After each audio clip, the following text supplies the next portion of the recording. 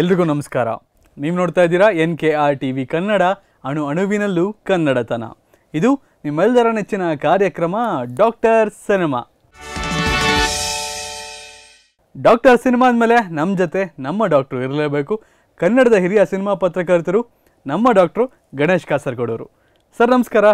ನಮಸ್ತೆ. ಕಾರ್ಯಕ್ರಮಕ್ಕೆ ಸ್ವಾಗತ ಸರ್. Thank you Nitish. ಹೇಗಿದ್ದೀರಾ ಸರ್? ಫಸ್ಟ್ ಕ್ಲಾಸ್ ಆಗಿದೆ. ಮಾಡ್ತಿದ್ದೀರಾ? ಅದೇ ಕೇಳೋಣ ಅನ್ಕೊಂಡೆ. ಈಗ ಏನೋ ಸಿಗ್ನಲ್ ಮಾಡ್ತಾ ಇದ್ರಿ, ಹಿಂಗೆ ಏನದು? ಓಟ. ಎಸ್. ಅದೇ ನಾವು ಕಾರ್ಯಕ್ರಮ ಮುಗಿಸ್ಕೊಂಡು ಓಟನ? ಇಲ್ಲ, ಈಗಲೇ ಮಿಂಚಿನ ಓಟ.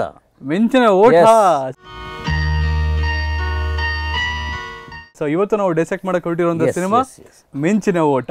ಚಿತ್ರ ತೆರೆ ಕಂಡ ವರ್ಷ 1981. ಚಿತ್ರದ ಲಾಂಛನ ಸಂಕೇತ್, ನಿರ್ಮಾಪಕರು ಅನಂತ್ ನಾಗ್ ಹಾಗೂ ಶಂಕರ್ ನಾಗ್.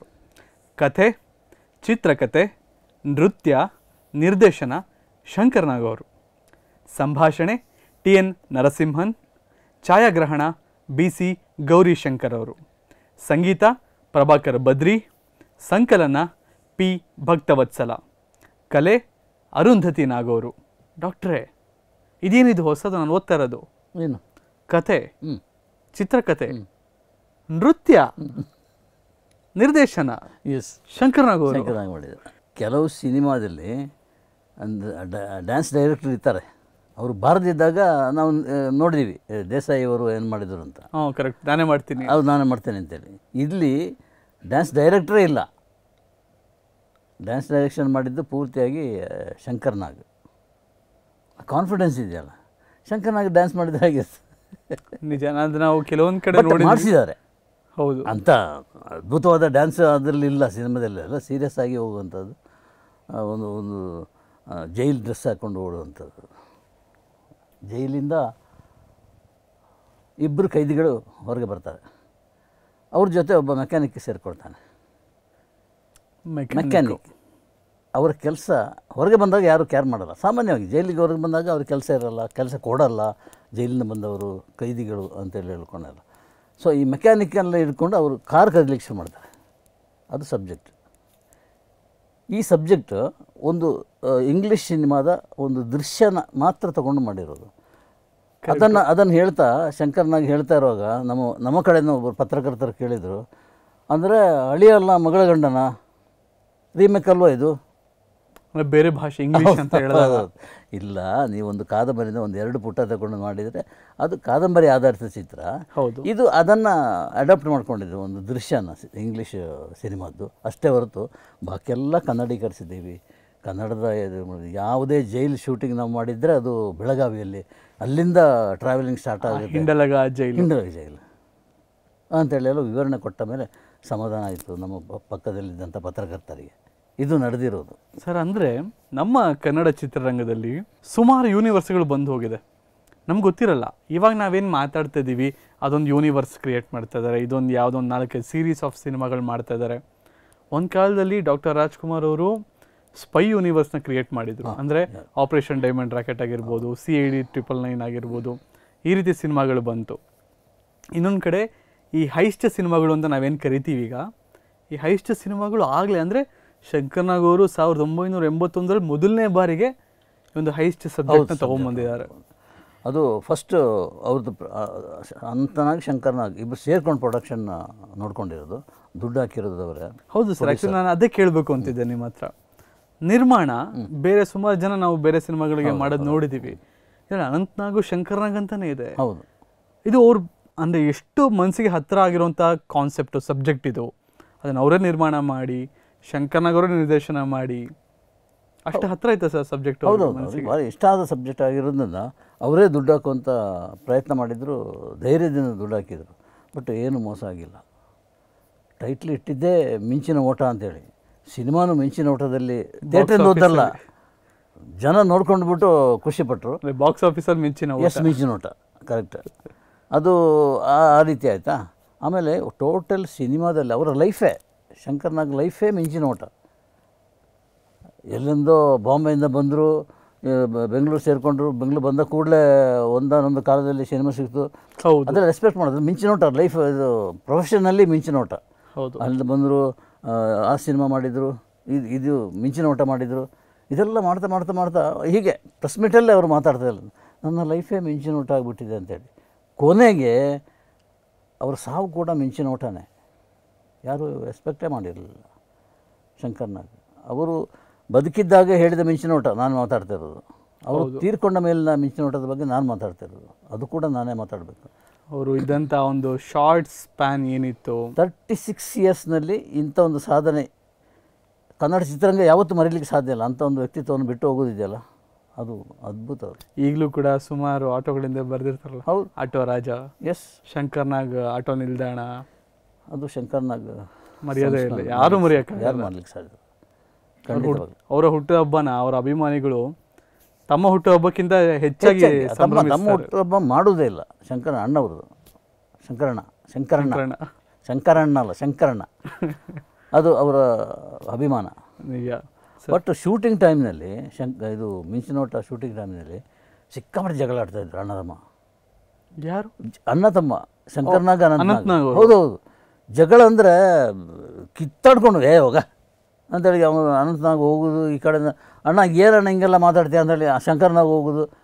ಇದು ಟೋಟಲಿ ಸಬ್ಜೆಕ್ಟಿಗಾಗಿ ಮಾತ್ರ, ಅದು ಹಾಗೆ ಮಾಡಬೇಕು ಅಂತ ಸ್ಕ್ರಿಪ್ಟ್ ಹೇಗಿದೆಯೋ ಅದನ್ನು ಇಂಪ್ರೂವೈಸ್ ಮಾಡೋಣ ಅಂತೇಳಿ ಅದರ ಬಗ್ಗೆ ಮಾತ್ರ ಡಿಸ್ಕಷನ್ನನ್ನೇ ಅದು ಜಗಳ, ಮಿಂಚಿನೋಟ, ಓಡ್ಬಿಡ್ತಾರೆ ಸೆಟ್ಟಿನಿಂದ ಅಂತೇಳಿ ಎಲ್ಲ ಮಾತುಕತೆ ಎಲ್ಲ ಬಂತಾಗ ಆ ಕಾಲದಲ್ಲಿ.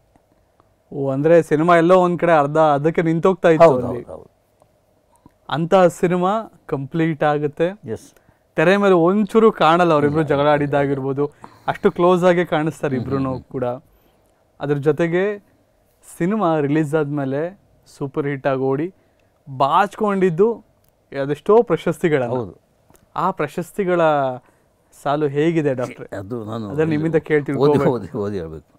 ದ್ವಿತೀಯ ಅತ್ಯುತ್ತಮ ಚಿತ್ರ ಮಿಂಚಿನೋಟ, ಅತ್ಯುತ್ತಮ ನಟ ಅನಂತ್ನಾಗ್, ಅತ್ಯುತ್ತಮ ಪೋಷಕ ನಟ ಲೋಕನಾಥ್ನದು ಒಂದು ಕ್ಯಾರೆಕ್ಟರ್ ಇದೆ, ಅದ್ಭುತ. ಅತ್ಯುತ್ತಮ ಚಿತ್ರಕಥೆ ಶಂಕರ್ನಾಗ್, ಅತ್ಯುತ್ತಮ ಛಾಯಾಗ್ರಹಣ ಗೌರಿ ಶಂಕರ್, ಅತ್ಯುತ್ತಮ ಧ್ವನಿಗ್ರಹಣ SP ರಾಮನಾಥ ಅಂತೇಳಿದ್ದಾರೆ, ಅತ್ಯುತ್ತಮ ಸಂಕಲನ P ಭಕ್ತವತ್ಸಲ. ಟೈಟಲ್ ಕಾರ್ಡ್ನಲ್ಲಿ ಸುಮಾರಾಗಿ ನೀವು ಹಳೆ ಸಿನಿಮಾಗಳನ್ನು ನೋಡಿದರೆ SP ರಾಮನಾಥನ್ ಮತ್ತು P ಭಕ್ತವತ್ಸಲ ಟೈಟಲ್ ಕಾರ್ಡ್ನಲ್ಲಿ ಇದ್ದೇ ಇರ್ತಾರೆ. ಆಮೇಲೆ ಡ್ಯಾನ್ಸ್ ಡೈರೆಕ್ಟರ್ ಯಾರು? ಉಡುಪಿ ಜಯರಾಮ್, ಕೆಳಗೊಂಡು ದೇವಿ ಅಂತ. ಹೌದು, ದೇವಿ ಅಂತ. ಎಸ್. ಸೊ ಅವರೆಲ್ಲ ನನಗೆ ತುಂಬ ತುಂಬ ಆತ್ಮೀಯರವರೆಲ್ಲ. ಅಂದರೆ ಆ ಕಾಲದಲ್ಲೂ ಇದ್ರಂಥ ಅಲ್ಲಿಗೆ ಹೋಗ್ತಿದ್ದೆ ನಾನು ಆ್ಯಕ್ಚುಲಿ. ಇಲ್ಲ, ನಾನು ಇದ್ದೆ ಮತ್ತು ಅದನ್ನು ನಾನು ಖುದ್ದು ಮಾತಾಡಿ ನಾನು ಅನುಭವಿಸಿದ್ದೇನೆ ಹೇಗಿದೆ ಅಂತೇಳಿ ಫೀಲ್ಡ್. ಸರ್, ನಿಮಗೆ ಈ ಒಂದು ಹೇಳ್ತಿದ್ರಿ ಎಷ್ಟು ಯಾವ ರೇಂಜ್ಗೆ ಸಿನಿಮಾ ಓಡಿದೆ, ಎಷ್ಟು ಸೂಪರ್ ಹಿಟ್ ಆಗಿದೆ ಅಂತ. ಈ ಒಂದು ಸಬ್ಜೆಕ್ಟು ಮಾಡಬೇಕಾದ್ರೆ ನಿರ್ಮಾಪಕರಾಗಿರೋರಿಗೆ, ಅಂದರೆ ನಮ್ಮ ಶಂಕರ್ನಾಗ್ ಅವ್ರಿಗೆ, ಅನಂತ್ನಾಗ್ ಅವ್ರಿಗೆ ಇರುತ್ತೆ ಸರ್ ತಲೆಯಲ್ಲಿ ಈ ಸಿನಿಮಾ ಓಡುತ್ತೆ, ಇಷ್ಟು ಪ್ರಶಸ್ತಿಗಳನ್ನ ಬಾಚಿಕೊಡುತ್ತೆ? ಇರುತ್ತೆ, ಒಂದು ಐಡಿಯಾ ಇರುತ್ತೆ. ಬಟ್ ಅವ್ರಿಗೆ ಗೊತ್ತಾಗಲ್ಲ ವಿಷಯ, ಇದು ನೆಕ್ಸ್ಟ್ ಹೇಗೆ ಅಂತ ಗೊತ್ತಾಗಲ್ಲ. ಈಗ ಒಂದು ಸಿನಿಮಾ ಸಕ್ಸಸ್ ಆಗುತ್ತೆ ಆಗೋದಿಲ್ವ ಅಂತೇಳಿ ಐಡಿಯಾ ಮೊದಲೇ ಇದಿರುತ್ತೆ, ಕಾನ್ಫಿಡೆನ್ಸ್ ಇದೆ ಸಬ್ಜೆಕ್ಟ್ ಮೇಲೆ, ಆದರೆ ಓಡುತ್ತಾ ಇಲ್ಲ ಅಂತ ಗೊತ್ತಾಗಲ್ಲ. ಆದರೆ ಈ ಸಿನಿಮಾ ಸೂಪರ್ ಹಿಟ್ ಆಗಿ ಇಷ್ಟು ಪ್ರಶಸ್ತಿಗಳು ಬಂದ್ರೂ ಮತ್ತೆ ಈ ಪ್ರಶಸ್ತಿ ವಿಚಾರವಾಗಿ ಕೋರ್ಟ್ಗೆ ಹೋಗುತ್ತೆ. ವಿರಾಮ ತಗೊಳ್ಳೋ ಮುಂಚೆ ಒಂದು ಮಾತು ಹೇಳ್ತಿದ್ದೆ, ಪ್ರಶಸ್ತಿ ವಿಚಾರವಾಗಿ ಕೋರ್ಟ್ ಹೋಗಿತ್ತು ಈ ಸಿನಿಮಾ ವಿಷಯ ಅಂತ. ಏನಾಯಿತು? ಒಂದು ಸಿನಿಮಾಕ್ಕೆ 6 ಪ್ರಶಸ್ತಿ ಯಾಕೆ ಬಂತು ಅನ್ನೋದು ಪ್ರಶ್ನೆ. ಆಮೇಲೆ ಮಿಂಚಿನ ಓಟದ ಟೈಮ್ನಲ್ಲಿ ಅವರು ತೀರಾ ಹೊಸಬರು.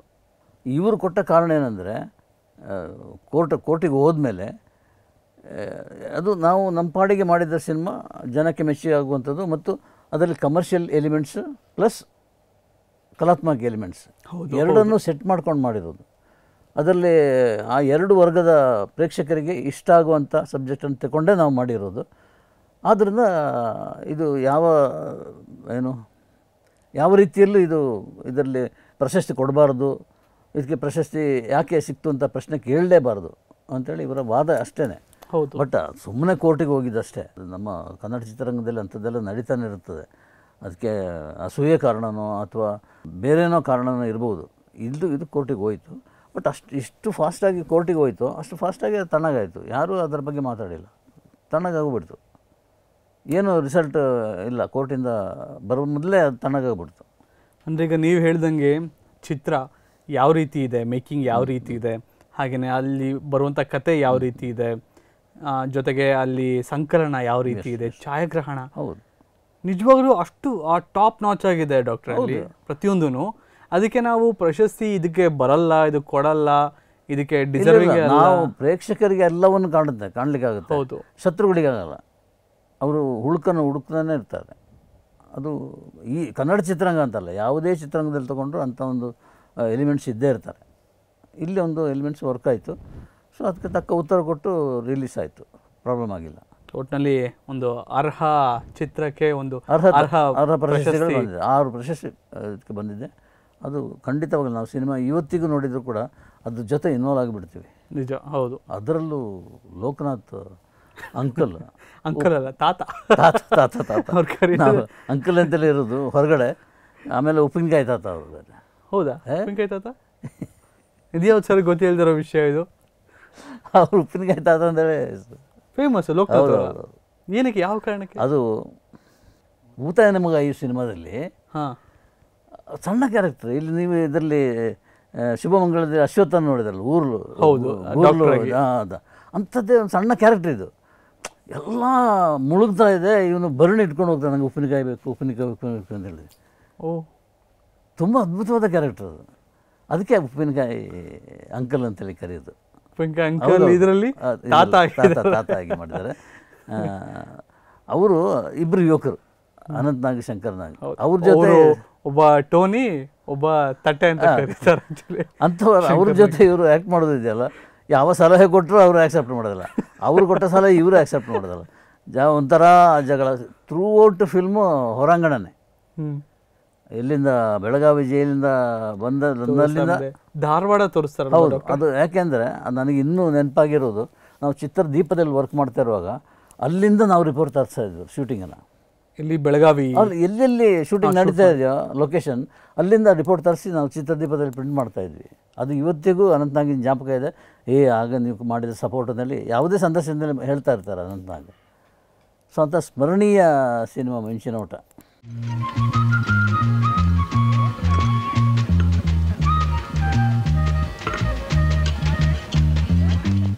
ನಿಜವಲ್ಲೂ ಒಂದು ಹೈಸ್ಟ್ ಸಿನಿಮಾ ಅಂತಲೇ ಹೇಳ್ತೀವಿ ನಾವು.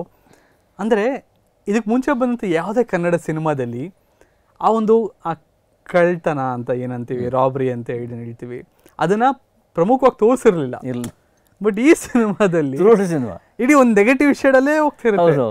ಆ ನೆಗೆಟಿವ್ ಲೈನ್ ಹೋಗ್ತಾನೆ ಇರುತ್ತೆ. ಇದರಲ್ಲಿ ಏನಿಲ್ಲ, ಎಲ್ಲವೂ ಇದೆ ಇದರಲ್ಲಿ. ನಿಜ. ಯಾವುದು ಹಾಸ್ಯ ಇದೆ, ಹೌದು, ಟೆನ್ಷನ್ ಇದೆ, ಗಂಭೀರ ಸಂಭಾಷಣೆಗಳಿದೆ, ಹೌದು, ಏನಿಲ್ಲ. ಜೊತೆಗೆ ಒಂದು ಎಮೋಷನ್ ಕೂಡ ಇದೆ, ಇದೆ. ಕೊನೆಗೆ ಅದೆಲ್ಲವನ್ನು ಬಿಟ್ಟು ಮಿಂಚಿನ ಓಟನೂ ಇದೆ. ಓಟನೂ ಇದೆ, ಓಡ್ತಾನೇ ಇರ್ತಾರೆ ಸಿನಿಮಾ ಪೂರ್ತಿ. ನಿಜ, ಹೌದು. ಸೊ ಅದು ಟೈಟಲ್ ಪರ್ಫೆಕ್ಟಾಗಿ ಅದಕ್ಕೆ ಮ್ಯಾಚಿಂಗ್ ಆಗಿರೋದು ಈ ಕಾರಣಕ್ಕೆ. ಸೊ ಈ ಕಡೆ ಒಂದು ಕಡೆ ಶಂಕರ್ ನಾಗ್ ಅವರು, ಇನ್ನೊಂದು ಕಡೆ ಅನಂತ್ ನಾಗ್ ಅವರು ಯಾವುದೋ ಒಂದು ಕಾರಣದಿಂದ ಅವರು ಕಳ್ಳನಾಗ್ಬಿಟ್ಟು ಇವ್ರ ಜೊತೆ ಸೇರ್ಕೊಳ್ತಾರೆ. ಆದರೆ ನನಗೆ ತುಂಬ ಇಷ್ಟ ಅನಿಸಿದ್ದು ಡಾಕ್ಟ್ರೆ, ಕಾರ್ನ ಕದೀತಾರೆ, ಆದರೆ ಕಾರ್ನೇ ಕದಿಯಲ್ಲ ಅವರು. ಕಾರ್ ಒಂದು ಕಡೆ ನಿಲ್ಲಿಸ್ಬಿಟ್ಟು ಅದು ಟೈರ್ ಮಾತ್ರ ಕದ್ಕೊಂಡು ಹೋಗ್ತಾರೆ. ಕಾರಿನ ಬೆಲೆ ಎಷ್ಟು ಹೇಳಿ? ಆಗ ಎಷ್ಟಿತ್ತು? 20,000 ಅಂತ. ಹಂಗೆ ಹೇಳಿದ್ರೆ ಇವಾಗ ಒಂದೊಂದು ಮನೆಯಿಂದ 3 ಕಾರ್ ಇಟ್ಕೊಂಡಿರೋ, ಮಕ್ಳಿಗೊಂದು, ಅಪ್ಪಂಗೊಂದು. ಟೈರ್ ಅಷ್ಟೇ, ಟೈರು 100 ರೂಪಾಯಿ ಒಂದು ಟೈರ್, ಅದನ್ನ ಎತ್ಕೊಂಡು ಮಾರ್ಕೊಳ್ತಾರೆ. ಅದ್ರ ದುಡ್ಡು ಬರುತ್ತೆ. ಅಲ್ಲ, ಬದುಕಿನ ಸಫರಿಂಗ್ಸ್ ಯಾವ ಥರ ಅದನ್ನು ಪ್ರತಿಬಿಂಬಿಸಬೇಕಾಗಿ ಮಾಡಿರೋದು. ಹೌದು, ಸಿನಿಮಾದಲ್ಲಿ ಇಷ್ಟು ಕಷ್ಟ ಇದೆ ಅಂತ. ಅಂದರೆ ಒಮ್ಮೆ ಒಂದು ಅಪರಾಧಿ ಅಂತ ಬಿಂಬಿತ ಆದರೆ ಅಥವಾ ಆರೋಪಿಯಿಂದ ಬಿಂಬಿತ ಆದರೆ ಹೊರಗಡೆ ಸಮಾಜನ ಎದುರಿಸೋದು ಕಷ್ಟ. ಅಂದರೆ ಅವರು ಎಷ್ಟು ಒಳ್ಳೆಯವರಾಗಿದ್ದರೂ ಕೂಡ ಅದಾದಮೇಲೆ ರಿಲೀಸ್ ಆಗಿ ಬಂದಮೇಲೆ, ಜೈಲಿಂದ ಬಂದಮೇಲೆ ಅವ್ರನ್ನ ಸಮಾಜ ಸ್ವೀಕರಿಸಲ್ಲ. ಹಂಗಿಲ್ಲ, ಅದೇ ದೃಷ್ಟಿಯಲ್ಲೇ ನೋಡಿ. ಹೌದು, ಖಂಡಿತವಾಗಲು ಅದು ಈಗಲೂ ಹಾಗೆ ಇದೆ ಡಾಕ್ಟರ್. ಇದ್ದೇ ಇದೆ. ನಾವು ಯಾರ ಬಗ್ಗೆ ಮಾತಾಡೋದಿದ್ರು ಕೂಡ ಅದು ರೌಡಿಗಳೇ. ಬೆಕ್ಕಿನ ಕಣ್ಣು ರಾಜೇಂದ್ರ ಇರಲಿ, ಕೋಳಿ ಫಯಾಜ್ ಇರಲಿ, ಏನಕ್ಕೆ ನಾವು ಅವರನ್ನು ಜಂಪಿಸ್ತೀವಿ? ಆ ಬ್ಯಾಕ್ಗ್ರೌಂಡ್ ಇರೋದಕ್ಕೆ.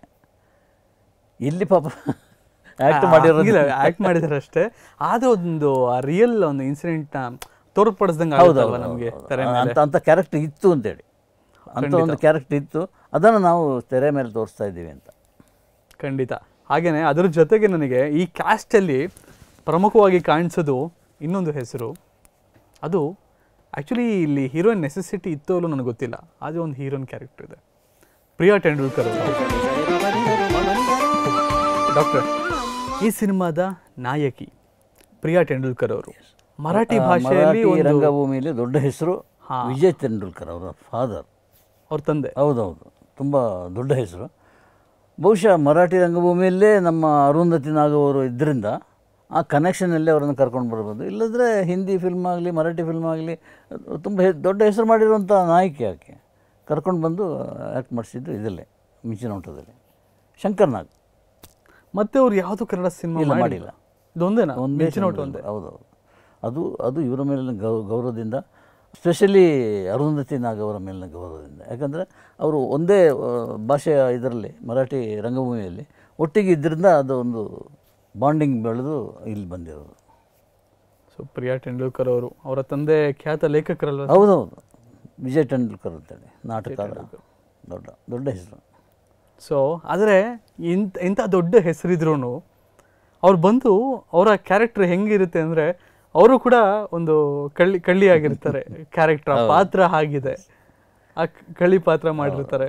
ಆಮೇಲೆ ಇವರೊಟ್ಟಿಗೆ ಅವರು ಕೂಡ ಸೇರ್ಕೊಳ್ತಾರೆ, ಶಂಕರ್ ನಾಗ್ ಅನಂತ್ನಾಗ್ ಅವ್ರ ಜೊತೆ ಸೇರ್ಕೊಳ್ತಾರೆ, ಅನಂತ್ನಾಗ್ ಅವ್ರ ಜೊತೆ ಲವ್ ಆಗುತ್ತೆ. ಈ ಸಿನಿಮಾ ಹೋಗೋ ಕಥೆನೇ ಒಂಥರ ಚೆನ್ನಾಗಿದೆ ಸರ್, ಅದು ಜರ್ನಿ. ಅದು ನಿಜವಾಗ್ಲೂ ಈ ಜರ್ನಿಲಿ ಮಧ್ಯೆ ಒಂದು ಪಾರ್ಟ್ ಬರುತ್ತೆ, ಅದು ಬೆಳಗಾವಿಯ ಹಿಂಡಲಗ ಜೈಲು. ಆ ಜೈಲ್ ಸೀಕ್ವೆನ್ಸು ಸರ್ ಎಷ್ಟು ಚೆನ್ನಾಗಿದೆ, ನಿಮ್ಮ ಬಾಯಲ್ಲೇ ವರ್ಣಿಸಿ ಸರ್. ಅಲ್ಲಿ ಆ್ಯಕ್ಚುಲಿ ಶೂಟಿಂಗ್ ಬಿಡಲ್ಲ, ಏನು ಬೋರ್ಡ್ ತೋರಿಸ್ಕೊಂಡು ಸುಮ್ಮನಾಗ್ಬಿಡ್ತಾರೆ. ಯಾವುದೇ ಸಿನಿಮಾ ಆದರೂ ಕೂಡ ನಮ್ಮಲ್ಲಿ ಸೆಂಟ್ರಲ್ ಜೈಲು ಒಳಗೆ ಅಲ್ಲಿ ಶೂಟಿಂಗ್ ಅವಕಾಶನೇ ಇಲ್ಲ. ಸೊ ಇದನ್ನು ಹೆಚ್ಚು ಕಮ್ಮಿ ಅದನ್ನೇ ಮಾಡಿದ್ದು, ಬೋರ್ಡ್ ತೋರಿಸ್ಬಿಟ್ರು ಹಿಂಡಲಗ ಜೈಲು ಅಂತೇಳಿ, ಅಲ್ಲಿಂದ ಹೊರಗೆ ಬರ್ತಾ ಇರುವಂಥ ಅದಷ್ಟನ್ನು ತೋರಿಸ್ಬಿಟ್ಟು ಬಾಕಿ ಎಲ್ಲ ಜೈಲ್ಸಿಂದ ಸೆಟ್ ಏನಿದೆಯೋ ಜೈಲ್ ಸೆಟ್ ಅಲ್ಲಿ ಶೂಟ್ ಮಾಡಿರೋದು. ಅದಷ್ಟನ್ನು ಹೊರಗೆ ಬಂದ ಮೇಲೆ ಕತೆ ಸ್ಟಾರ್ಟ್ ಆಗೋದು. ಅದು ಕೈದಿಗಳಾಗಿ ಅವ್ರು ಯಾವ ರೀತಿ ಇನ್ವಾಲ್ವ್ ಆಗಿದ್ದರು, ಯಾವ ರೀತಿ ಲೈಫ್ ಕಟ್ಕೊಂಡ್ರು ಆಮೇಲೆ ಅಂತೇಳಿ. ಸೊ ಜೈಲಿಗೆ ಹೋಗೋದೇ ಒಂದು ದೊಡ್ಡ ಕಷ್ಟ ಅಂದರೆ, ಅಲ್ಲಿಂದ ತಪ್ಪಿಸ್ಕೊಳ್ಳೋದು ಇನ್ನೊಂದು ಕಷ್ಟ ಅವರಿಗೆ. ಆ ತಪ್ಪಿಸ್ಕೊಳ್ಳುವಂಥ ಸೀಕ್ವೆನ್ಸ್ ಇದೆಯಲ್ಲ ಡಾಕ್ಟ್ರೆ, ಅವ್ರು ಪ್ಲ್ಯಾನ್ ಮಾಡೋ ರೀತಿ, ಅದರಲ್ಲಿ ನನಗೆ ತುಂಬ ಇಷ್ಟ ಆಗೋದು ಅಂದರೆ ಒಂದು ಪಾತ್ರ ಬರುತ್ತೆ ಅಲ್ಲಿ, ಮಂದೀಪ್ ರಾಯ್ ಅವ್ರದ್ದು. ಅವರು ಬರ್ತಾರೆ, ಸ್ಟಾರ್ಟಿಂಗ್ ಶುರುವಾಗದೆ ಅವ್ರ ಸೀನ್ ಹೆಂಗಿರುತ್ತೆ ಅಂದರೆ, ಒಂದು ಲಾಠಿ ಇಟ್ಕೊಂಬರ್ತಾರೆ, ಲ್ಯಾಂಟನ್ ಇಟ್ಕೊಂಬರ್ತಾರೆ, ಈ ಕಡೆ ಇಟ್ಕೊಂಬಂದ್ಬಿಟ್ಟು ಒಂದು ಪದ ಹೇಳ್ತಾರೆ ಇಂಗ್ಲೀಷ್ದು, ಆಲ್ ಈಸ್ ವೆಲ್ ಅಂತ ಜೋರಾಗಿ ಕೂಗ್ತಾರೆ. ಆ್ಯಕ್ಚುಲಿ ಈ ಒಂದು ಪದನ ನಾವು ಹಿಂದಿ ಸಿನಿಮಾ 3 Idiots ಅಲ್ಲಿ ಕೇಳಿದ್ದೀವಿ, ಆಲ್ ಈಸ್ ವೆಲ್. ಅಲ್ಲಿಂದ ಫುಲ್ ಫೇಮಸ್ ಆಗೋಯ್ತು, ಯಾರು ನೋಡು ಆಲ್ ಈಸ್ ವೆಲ್ ಅನ್ನೋರು. ಆದರೆ ನಾವು 1981 ಮಂದೀಪ್ ರಾಯ್ ಅವರು ಹೇಳಿದ್ದಾರೆ, ಶುರು ಮಾಡಿದ್ದವರು ಆಲ್ ಈಸ್ ವೆಲ್ ಅಂತ. ಮಂದೀಪ್ ರಾಯ್ ಅಂತ ಹೇಳಿದಾಗ ನನಗೆ ಒಂದು ಹಿನ್ನೆಲೆಯ ಕತೆ ಫ್ಲ್ಯಾಶ್ ಬ್ಯಾಕ್ನಲ್ಲಿ ಇದು ಬರ್ತದೆ. ಅವರು ಕೂಡ ಮರಾಠಿ ರಂಗಭೂಮಿ, ಮರಾಠಿಯವರು. ಹೌದೌದು, ಮರಾಠಿ ರಂಗಭೂಮಿಯಿಂದ ಬಂದವರು. ಇವರ ಜೊತೆನೆ, ಶಂಕರ್ ನಾಗ್ ಜೊತೆನೆ ಅಲ್ಲಿಂದ ಕನೆಕ್ಟ್ ಆಗಿರೋದು. ಇಲ್ಲಿ ಬಂದು ಕನ್ನಡ ಬರ್ತಾ ಇರಲಿಲ್ಲ ತನಗೆ, ಕನ್ನಡನೇ ಬರ್ತಾ ಇರಲಿಲ್ಲ. ಇಲ್ಲಿ ಬಂದು ಕನ್ನಡ ಕಲಿತು ಶಂಕರ್ ನಾಗ್ ಜೊತೆ ಆ್ಯಕ್ಟ್ ಮಾಡ್ಲಿಕ್ಕೆ ಶುರು ಮಾಡಿದ್ದು. ಇಲ್ಲಿ ಅದು ಒಂದು ಕನೆಕ್ಷನ್. ಆತ ಇಲ್ಲಿ ಆಯ್ಕೆ ಮಾಡಿ ಜಾಬ್ ಬೇಕಲ್ಲ, ಸಿನಿಮಾ ಮಾತ್ರ ನಂಬಲಿಕ್ಕಾಗಲ್ಲ, ಅದಕ್ಕೆ ಒಂದು ಜಾಬ್ ಇಟ್ಕೊಂಡಿದ್ರು. ಅದು ಮಿಂಚಿನೋಟಕ್ಕೂ ಇದಕ್ಕೂ ಸಂಬಂಧ ಇದೆ. ಅಲ್ಲಿ ಕಾರ್ ಕದಿಯೋದು, ಇವರು ಕಾರ್ ಸೇಲ್ ಮಾಡೋದು. ಕಾರ್ ಸೇಲ್ ಮಾಡ್ತೀರ ಮಂದೀಪ್ ರಾಯ್? ಹೌದೌದು, ಹಳೆ ಕಾರನ್ನು ಸೇಲ್ ಮಾಡೋಂಥ ಒಂದು ಪ್ರೊಫೆಷನ್ ಅವ್ರದ್ದು. ಅದು ಮಾತ್ರ ಅವರಿಗೆ ಬದುಕು ಕೊಟ್ಟಿದ್ದು. ಇದರಲ್ಲೆಲ್ಲ ಚಿಲ್ಲರೆ ಖರ್ಚುಗಳು ಸಿನಿಮಾದ್ದು. ಮುಖ್ಯ ಸಂಪಾದನೆ ಕಾರ್ ಸೇಲ್ ಮಾಡೋದ್ರಿಂದ. ಬಹುಶಃ ಅದು ಆ ಸಿನಿಮಾದ ಇದರಿಂದ ಬಂತೆ ಅನ್ನೋ ಗೊತ್ತಿಲ್ಲ, ಇರ್ಬೋದು. ಭಾರಿ ಅಟ್ಯಾಚ್ಮೆಂಟ್ ಅಂದರೆ ತುಂಬ ಅಟ್ಯಾಚ್ಮೆಂಟ್. ಅವರು ಬಿಟ್ಟಿರ್ತಿರ್ಲಿಲ್ಲ. ಏನು ಅಳು ಶಂಕರ್ ನಾಗ್ ಆ್ಯಕ್ಸಿಡೆಂಟಲ್ಲಿ ಹೋಗ್ಬಿಟ್ರು ಅಂತೇಳಿ ಹೇಳಿದಾಗ ಮಂದೀಪ್ ರಾಯ್ ಇನ್ನೊಂದು ನೆನಪಾಗೋದು ಪುಷ್ಪಕ ವಿಮಾನದ ಸೀಕ್ವೆನ್ಸ್. ಹೌದು, ಬಸ್ ಸ್ಟ್ಯಾಂಡಲ್ಲಿ ಅದೊಂದು ಕಟ್ಟ ತಂದು ಇಡ್ತಾನಲ್ಲ, ಕರೆಕ್ಟ್. ಅದು ಯಾವತ್ತೂ ಮರಲಿಕ್ಕೆ ಸಾಧ್ಯ ಇಲ್ಲ. ಅವನ ಎಕ್ಸ್ಪ್ರೆಷನ್, ಅದು ಸ್ಮೆಲ್ ಬರೋದು, ಅದು ಇದೆಲ್ಲ ತುಂಬ ಅದ್ಭುತವಾಗಿ ಮಾಡಿದ್ದಾರೆ. ಮಂದೀಪ್ ರಾಯ್ ತುಂಬ ಹೃದಯವಂತ ನಟ. ಮಂದೀಪ್ ರಾಯ್ ಅವ್ರ ಜೊತೆಗೆ ಅವ್ರದೇ ಒಂದು ಸಹಪಾಠಿ ಅಂತ ಹೇಳ್ಬೋದು. ರಮೇಶ್ ಭಟ್ ಅವರು ಈ ಸಿನಿಮಾದಲ್ಲಿ ಕಾಣಿಸ್ಕೊಳ್ತಾರೆ ಪೊಲೀಸ್ ಪಾತ್ರದಲ್ಲಿ. ಇವರು ಜೈಲಲ್ಲಿರುವಂಥ ಜೈಲರ್ ಆಗಿದ್ದರೆ, ಆಚೆ ಕಡೆ ಡಿ ಎಸ್ ಪಿ ಅನ್ಸುತ್ತೆ ರಮೇಶ್ ಭಟ್ ಅವರು. ಅವ್ರ ಕ್ಯಾರೆಕ್ಟ್ರು ಅಷ್ಟೇ ಸರ್. ಅಲ್ಲಿ ನೋಡಿದ್ರೆ ಅನ್ಸುತ್ತೆ ರಮೇಶ್ ಭಟ್ ತುಂಬ ಏಜ್ ಆಗಿರೋ ಥರ ಬಿಳಿ ಕೂದಲೆಲ್ಲ ಕಾಣುತ್ತೆ. ಅದು ನಿಜವೂ ಏಜ್ ಆಗಿರಲಿಲ್ಲ ಅವಾಗ, 1981 ಹೌದು. ನಮ್ಮ ಹೀರೋಸ್ ಎಲ್ಲ ಇದೇ ಬೆಲ್ಟಲ್ಲಿ ಇದ್ದಾರೆ ಎಂದಾಗಾಯ್ತು ಕರ್ನಾಟಕದಲ್ಲಿ. ಆದರೆ ಎಲ್ಲಿ ಅಲ್ಲ, ಈಗ ಯುವಕನಾಗಿ ಮಾಡಿದ್ರು ನಾವು ಒಪ್ಕೊಳ್ಳಲ್ಲ, ಅವರು ಏಜ್ ಇದರಲ್ಲಿದ್ದಾರೆ. ಅವರ ಆ ಟೀಮಿನ ಇದಿದೆಯಲ್ಲ ಅಟ್ಯಾಚ್ಮೆಂಟು ತುಂಬ ದೊಡ್ಡದು. ಎಲ್ಲ ಒಂದು ಘಟನೆಯಿಂದಾಗಿ, ಒಂದು ಆಕ್ಸಿಡೆಂಟಿಂದಾಗಿ ಎಲ್ಲ ಚೆದರು ಹೋಯ್ತು ಅದೆಲ್ಲ. ಜಗದೀಶ್ ಮಲ್ನಾಡ್ ಅಂತಿದ್ದ ಆತ, ಸಂಕೇತನ ಶಂಕರ್ನಾಗ್ ಸಂಕೇತ ಅಂತ ಇಲ್ಲಿ ಬಂತಲ್ಲ, ಹೌದು, ಅದು ಲಾಂಛನ ನಾಟಕಕ್ಕೂ ಒಂದು ಇದೆ, ಸಂಕೇತ ಪ್ರಸ್ತುತಪಡಿಸುವ ನಾಟಕ ಅಂತೇಳಿ. ಸಂಕೇತ ರೆಕಾರ್ಡಿಂಗ್ ಥಿಯೇಟ್ರ್ ಇಲ್ಲಿ ಫಿಲಮ್ ಚೇಂಬರ್ನ ಮೇಲೆ ಕಟ್ಟಿರೋದು. ಅದು ಸಾಹಸ, ಶಂಕರ್ನಾಗ್ ಸಾಹಸ, ಶಂಕರ್ನಾಗ್ ಅವ್ರು ಮಾಡಿರೋದು. ಹೌದೌದು. ಅಂದರೆ ಕನ್ನಡ ಚಿತ್ರರಂಗ ಚೆನ್ನೈಲಿರುವಾಗ ಇದಕ್ಕೆ ಸಂಬಂಧಪಟ್ಟು ಯಾವುದಕ್ಕೂ ಹೋಗಬೇಕಾಗಿತ್ತು ಮೆದ್ರಾಸಿಗೆ. ಆಗ ಇಲ್ಲ, ಇಲ್ಲಿ ಬೇಕು ಅಂತೇಳಿ ಮಾಡಿದ್ರು. ಅದು ಮಿಂಚಿನ ಓಟ ಅಂದರೆ ಇವರ ಈ ಫಾಸ್ಟ್ ಹೋಗ್ತಾರಲ್ಲ, ಮಿಂಚಿನ ಓಟ ಇದೆಯಲ್ಲ, ಅದು ಅನಂತನಾಗ್ ಇಷ್ಟ ಆಗ್ತಾ ಇರಲಿಲ್ಲ. ಅಂದರೆ ಡಿಸಿಷನ್ ತೊಗೊಂಬಿಡೋದು, ಅದು ಮಾಡಬೇಕು, ಇದು ಮಾಡಬೇಕು, ಅಲ್ಲಿ ಮೆಟ್ರೋ ಈಗ ಏನೋ ಟ್ರೈನ್ ಇದೆಯಲ್ಲ, ಅದು ಅವರ ಕನಸದು. ಅದಕ್ಕೆ ಸಿಕ್ಕಾಪಟ್ಟೆ ಖರ್ಚು ಮಾಡಿದ್ದಾರೆ. ಎಲ್ಲೋ ಫಾರಿನ್ಗೆ ಹೋಗಿ ಅದರ ಬಜೆಟ್ ಎಲ್ಲ ತೊಗೊಂಬಂದು, ಆಗ ರಾಮಕೃಷ್ಣ ಹೆಗಡೆ ಅವರು ಇದ್ದಾರೆ, ಅವರ ಕೈ ಕೊಟ್ಟು ಎಲ್ಲ ಮಾಡಿದ್ದಾರೆ ಶಂಕರ್ನಾಗ್ ಮಾಡಿರೋದು. ಆಮೇಲೆ ಈಗ ಪ್ರಾಕ್ಟಿಕಲ್ ಆಗಿ ಬರ್ತಾಯಿದೆ ನಂದಿ ಬೆಟ್ಟಕ್ಕೆ ರೋಪೇ ಹಾಕಲಿಕ್ಕೆ, ಅದು ಶಂಕರ್ನಾಗ್ ಐಡಿಯಾ. ಇಂಥದ್ದೆಲ್ಲ ಸಿಕ್ಕಾಪಟ್ಟೆ ಇದ್ದಕ್ಕಿದ್ದಾಗ MG ರೋಡ್ನಲ್ಲಿ ಫಿಶ್ ಮಾರಾಟಕ್ಕೆ ಯಾರನ್ನೂ ಬಿಟ್ಬಿಡೋದು ತಮ್ಮ ಕಡೆಯಿಂದ, ಅಂಗಡಿ ಹಾಕಿಬಿಟ್ಟು, ಆಮೇಲೆ 40,000ಕ್ಕೆ ಒಂದು ಮನೆ ಕಟ್ಟಿಕೊಡೋದು. ದಯವಿಟ್ಟು ಇಂಥದ್ದೆಲ್ಲ ಕಿರ್ಕ್ ಮಾಡ್ಕೋಬೇಡ, ಎಲ್ಲಾದರೂ ಹೊಡೆದ್ರೆ ಅದು ನನಗೆ ಏಟು ಬೀಳ್ತದೆ ಅಂತ ಅನಂತನಾಗ್ ಹೇಳ್ತಾ ಇರೋದು. ಸಮಾಧಾನ ಮಾಡ್ಕೋ, ಇಷ್ಟು ಫಾಸ್ಟ್ ಬೇಡ. ಈ ಅನಂತನಾಗ್ ಸಮಾಧಾನದ ವ್ಯಕ್ತಿ.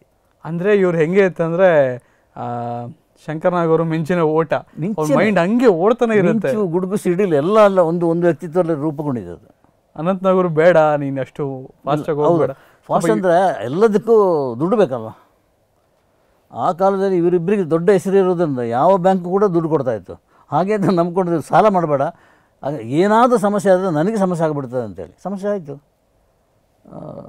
ಶಂಕರ್ನಾಗ್ ಆಕ್ಸಿಡೆಂಟ್ ಹೋದ ಕೂಡಲೇ ಸಂಕೇತನ ಸಾಲ ಎಲ್ಲ ಅನಂತನಾಗಿ ಬಂತು, ತೀರಿಸ್ಬೇಕಾದ ಜವಾಬ್ದಾರಿ ಅವರು ಹೇಳ್ದಂಗೆ ಆಯಿತು. ಎಂಥಾದ್ರೂ ಒಂದು ಸಮಸ್ಯೆ ಆದರೆ ಅದು ನನ್ನ ಮೇಲೆ ಬರ್ತದೆ ಅಂತೇಳಿ ಅದು ಗೊತ್ತಿಲ್ಲದ ಅಂದರೆ ಒಳಗಿಂದ ಹೇಳುವಂಥ ಮಾತುಗಳೆಲ್ಲ ಅಂಥ ಮಿಂಚಿನ ಓಟ ಅವರ ಬದುಕು. ಸರ್, ಇಂಥ ಮಿಂಚಿನ ಓಟ ಆಗ್ತಿರ್ಬೇಕಾರೆ ಸಿಚುವೇಶನ್ನು ನೀವು ಹೇಳಿದ್ರಿ, ಶಂಕರ್ನಾಗ್ ಅವರು ತೀರ್ಕೊಂಡ ಸಮಯ, ಅನಂತನಾಗ್ ಅವರು ಆ ರಿಯಾಕ್ಷನ್ ಹೇಗಿತ್ತು? ಇಲ್ಲ, ಇವತ್ತು ಅಷ್ಟೇ ಅವ್ರ ಥರ ಶಂಕರ್ನಾಗ್ ಬಗ್ಗೆ ಮಾತಾಡಲಿಕ್ಕೆ ಆಗಲ್ಲ ಅಂದರೆ ಅವ್ರು ಮಾತು ಮುಂದುವರ್ಸಲ್ಲ. ಅವರು ನನ್ನ ತಮ್ಮ ಶಂಕರ ಅಂತ ಒಂದು ಪುಸ್ತಕ ಬರೆದಿದ್ದಾರೆ. ಅದಕ್ಕೊಂದು ಕಾರಣ ಇದೆ. ಎಲ್ಲೋ ಒಂದು ಕಡೆ ಲಂಕೇಶ್ ಮತ್ತು ಇವರು ಅನಂತನಾಗ್ ತುಂಬ ಕ್ಲೋಸ್. ಅವರು ಹೀಗೆ ಮಾತಾಡ್ತಾ ಇರುವಾಗ, ನೋಡೋ ಇದು ನಿನ್ನ ಅನುಭವ ಏನಿದೆ ಅದೆಲ್ಲ ಬರ್ಕೊಡು, ನನ್ನ ಲಂಕೇಶ್ ಪತ್ರಿಕೆಯಲ್ಲಿ ಹಾಕ್ಕೊಳ್ತೇನೆ ಅಂತೇಳಿ ಹೇಳಿದ್ದಕ್ಕಾಗಿ ಅವರು ಆ ಧಾರಾವಾಹಿ ಸ್ಟಾರ್ಟ್ ಮಾಡಿದ್ದು. ಅದನ್ನೆಲ್ಲ ಹಿಡ್ಕೊಂಡು ಧಾರಾವಾಹಿ ಏನಿದೆಯೋ ಪ್ರತಿ ವಾರ ಬರ್ತಾ ಇದ್ದಿದ್ದು, ಅದನ್ನು ಹಿಡ್ಕೊಂಡು ಒಂದು ಪುಸ್ತಕ ಮಾಡಿದ್ದು, ನನ್ನ ತಮ್ಮ ಶಂಕರ. Fantastic book. ಅದು ಶಂಕರ ಮತ್ತು ಅನಂತನಾಗ್ ಇಬ್ಬರು ಏನು ಅಂತೇಳಿ ಅದರಲ್ಲಿ ಗೊತ್ತಾಗುತ್ತೆ. ಅಂಥ ಪುಸ್ತಕ ಬರೆದಿದ್ದಾರೆ.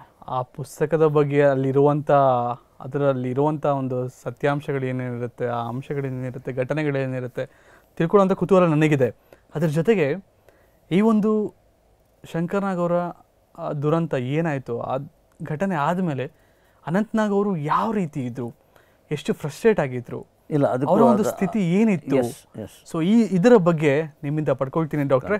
ಅದು ಮುಂದಿನ ಸಂಚಿಕೆಯಲ್ಲಿ. ಅಲ್ಲಿ ತನಕ ನೀವು ನೋಡ್ತಾ ಇರಿ ನಮ್ಮ NKR TV ಕನ್ನಡ, ಅಣುವಿನಲ್ಲೂ ಕನ್ನಡತನ. ಡಾಕ್ಟ್ರೆ, ಭಾಳಷ್ಟು ಇನ್ಫಾರ್ಮೇಷನ್ ಕೊಟ್ರಿ, ಸೊ ಧನ್ಯವಾದಗಳು. ಮುಂದಿನ ಸಂಚಿಕೆಯಲ್ಲಿ ಮತ್ತೊಮ್ಮೆ ಸಿಗೋಣ. Thank you. ಎಲ್ರಿಗೂ ನಮಸ್ಕಾರ.